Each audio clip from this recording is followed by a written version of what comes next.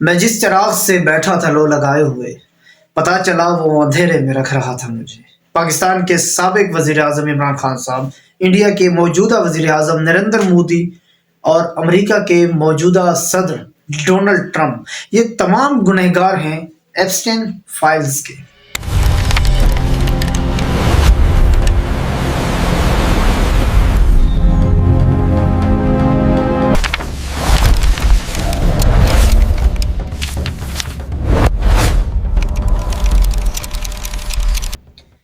Epstein files کیا ہیں؟ اس سے متعلق، اس میں موجود جنسی استحصال سے متعلق تو آپ ضرور پڑھ چکے ہوں گے۔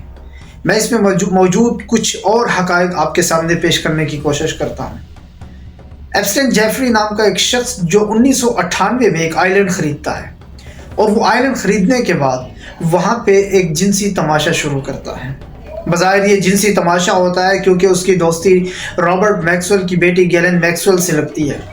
اور گیلن میکسویل اس کے تعلقات بہت زیادہ ہوتے ہیں، اس کے تعلقات کافی زیادہ ہوتے ہیں، اور یہاں پہ ایپسٹین جیفری، اس کے پاس پیسہ تو ہوتا ہے لیکن تعلقات اس کے بالکل نہیں ہوتے، اور یہاں پہ وہ ہاتھ ڈالتا ہے بڑے بڑے لوگوں پہ۔ اسی تعلقات کی بنیاد پہ بڑے بڑے لوگوں پہ، بل کلنٹن جیسے افراد پہ وہ ہاتھ ڈالتا ہے، اور ان تمام لوگوں سے وہ تعلق بنا لیتا ہے۔ ایپسٹین فائلز کا جو اس کیس کا جو آغاز ہوتا ہے وہ ہوتا ہے 2015 میں۔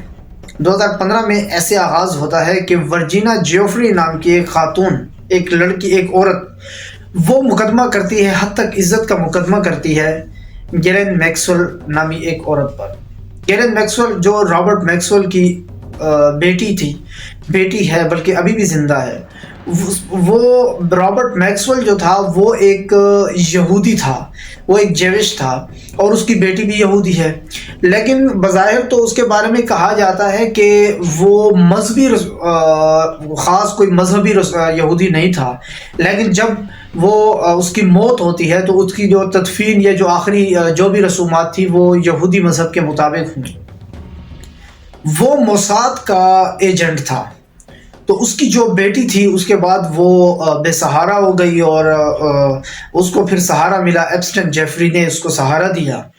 اور اس نے اپنے باپ کی موت کے بعد جو ہے وہ اپنے باپ کی جگہ سنبھالی، اور وہ بھی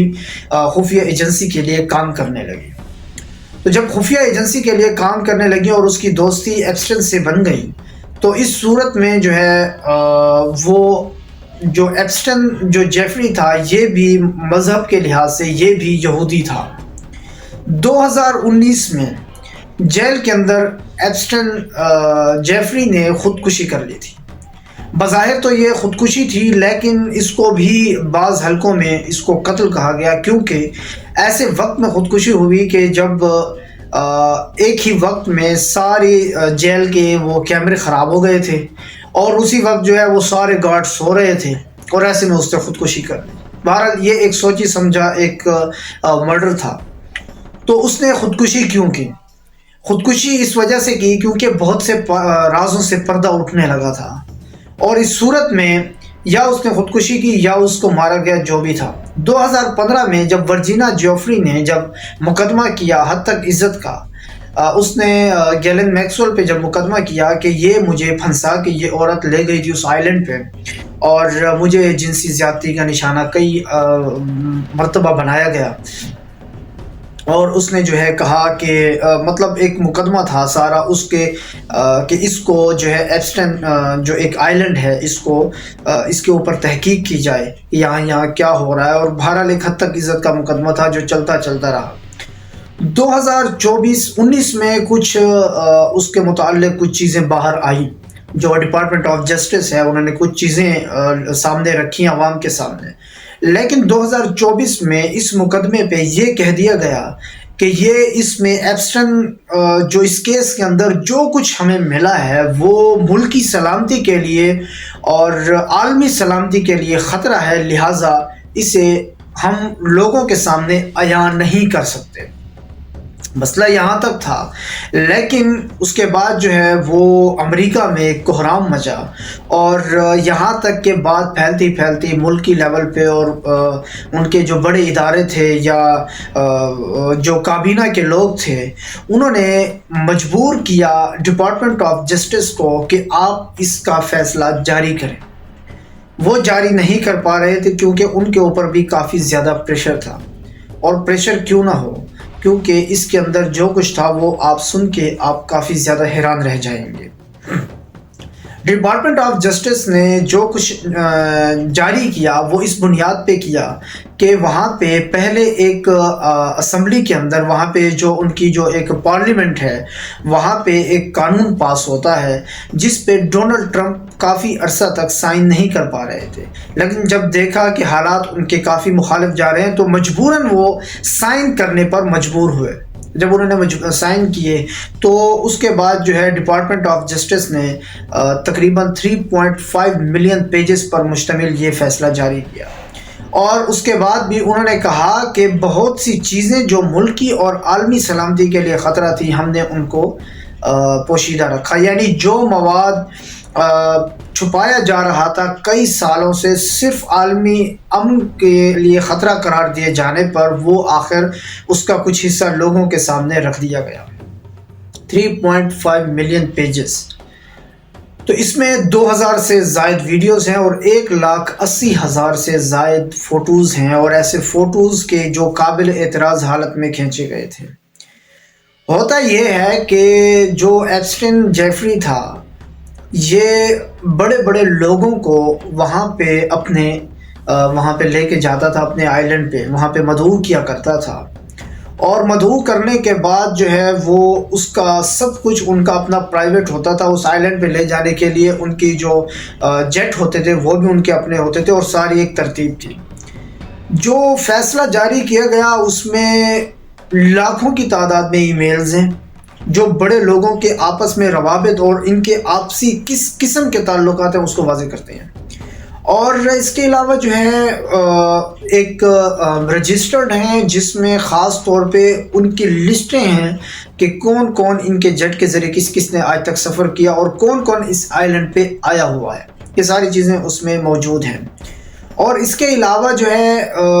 جو کچھ بھی موجود ہے وہ سارا ڈیٹا ان کے پاس فوٹوز کی صورت میں، ویڈیوز کی صورت میں موجود ہے۔ اب سب سے بڑا مسئلہ یہ ہے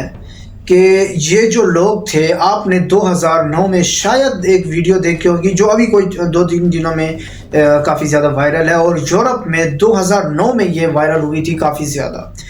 ایک ایکٹریس تھی جو ایلیٹ کلاس، جو امیر ارب پتی لوگ تھے، ان کی ایک پارٹی میں گئی تھی، اور اس پارٹی میں نکل کر جب وہ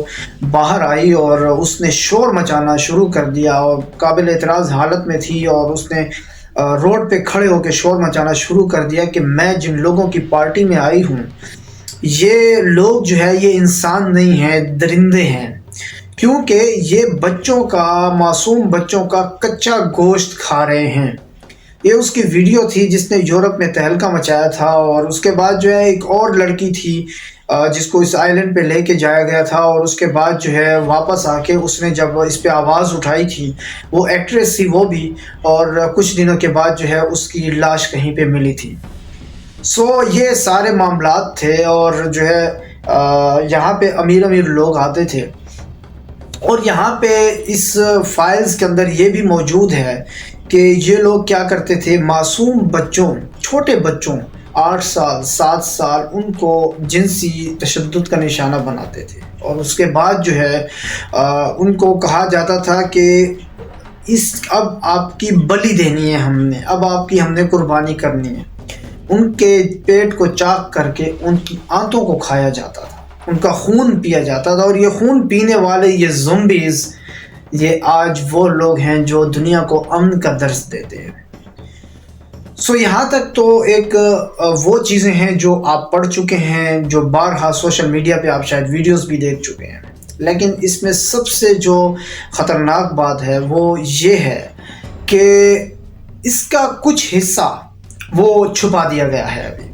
اور اس کو عالمی امن کے لیے خطرہ قرار دے کر اس کو چھپایا گیا ہے. اور اس کے جو ناقدین ہیں وہ یہ کہہ رہے ہیں کہ اس کا وہ حصہ چھپایا گیا ہے کیونکہ اس کے جو حصے شائع کیے گئے ہیں ان کی بنیاد پہ بھی ماضی میں بڑی بڑی حکومتوں کے ان کو بلیک میل کر کے ان کے مطلب اپنے مقصد کے فیصلے کروائے گئے. اور یہ بہت سی یہ جو ویڈیوز ہیں، یہ فوٹوز ہیں، یہ میلز ہیں، یہ لسٹیں ہیں، جو کچھ بھی اس میں موجود ہے یہ اپنی مرضی سے استعمال کروایا گیا ہے لوگوں کو.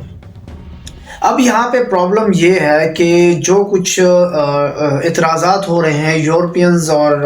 امریکنز لوگ جو یا ان کے بڑے بڑے صحافی کر رہے ہیں 2-3 دنوں سے، وہ یہ ہے کہ ڈونلڈ ٹرمپ کے لیے بھی بہت سا ایسا مواد رکھا ہوا ہے اور جس کو مجبور کیا جا رہا ہے کہ آپ ایران پہ حملہ کریں، ٹھیک ہے، آپ مڈل ایسٹ میں اسرائیل کی مدد کریں،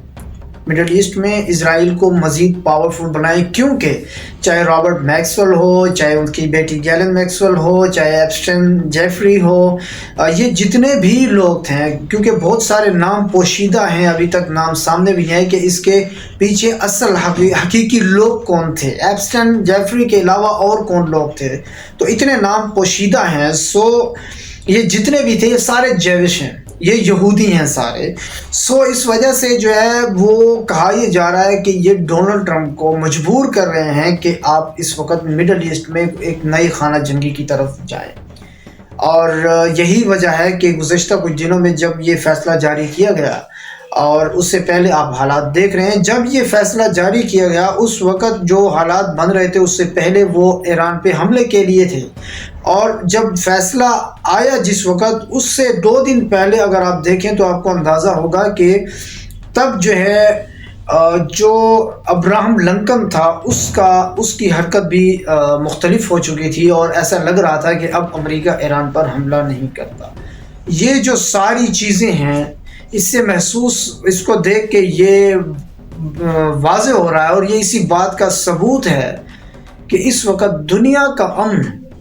چند بلیک میلرز کے ہاتھ میں ہے. دنیا یعنی اس وقت چند بلیک میلرز کے رحم و کرم پہ ہے پوری دنیا. اور انشاءاللہ ہم نیکسٹ ویڈیوز میں ہم بہت سے نام، جس طرح پاکستان کے سابق پرائم منسٹر عمران خان صاحب کا نام ہے، ہم اس کے حوالے سے بھی بات کریں گے کہ وہ کس حوالے سے ان کا نام ایپسٹین فائلز میں موجود ہے. کیا وہ ان سرگرمیوں میں ملوث تھے یا وہ سیاحت کے لیے اس آئیلینڈ پہ گئے تھے. ملتے ہیں انشاءاللہ نیکسٹ ویڈیو میں، تب تک کے لیے اللہ حافظ.